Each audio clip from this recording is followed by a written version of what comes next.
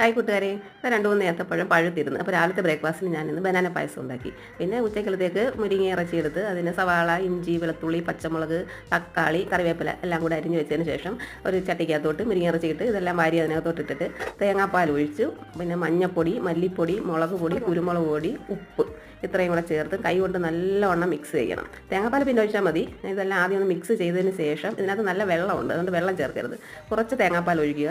അതിന് ശേഷം തുറന്ന് വെച്ച് നല്ലവണ്ണം വേവിച്ചെടുക്കണം. ഇതിന് വെച്ചിട്ട് നല്ല വേവുണ്ട്, അടച്ച് വെച്ചാൽ വെള്ളം പറ്റത്തില്ല. നല്ലവണ്ണം വെള്ളം പറ്റിയതിന് ശേഷം പിന്നെ വേറൊരു ചട്ടിക്കകത്തോട്ട് എണ്ണ ഒഴിച്ച് കടുകിട്ട് പിന്നെ മുളകും കറിവേപ്പിലയും ഇട്ടിട്ട് അത് മിക്സ് ചെയ്തതെല്ലാം കൂടെ അതിനകത്ത് തട്ടിയിട്ട് നല്ലവണ്ണം വെള്ളം പറ്റിച്ചെടുക്കണം. പിന്നെ ഒരു പപ്പായ കിടന്ന് അതെടുത്തൊരു തോരനും വെച്ച് പിന്നെ ഇന്നലത്തെ മീൻ മുട്ടയുടെ ഒരു പാർട്ട് ഫ്രിഡ്ജിൽ ഇരിപ്പുണ്ട്, അതെടുത്ത് അതും ഫ്രൈ ചെയ്തു. ഞാൻ ഇന്നത്തെ ഉച്ചക്കലത്തോളം എല്ലാം റെഡി ആയിട്ടുണ്ട്. ഒരുപാട് നാളുകൾക്ക് ശേഷമാണ് മുരിങ്ങ ഇറച്ചി കിട്ടിയത്.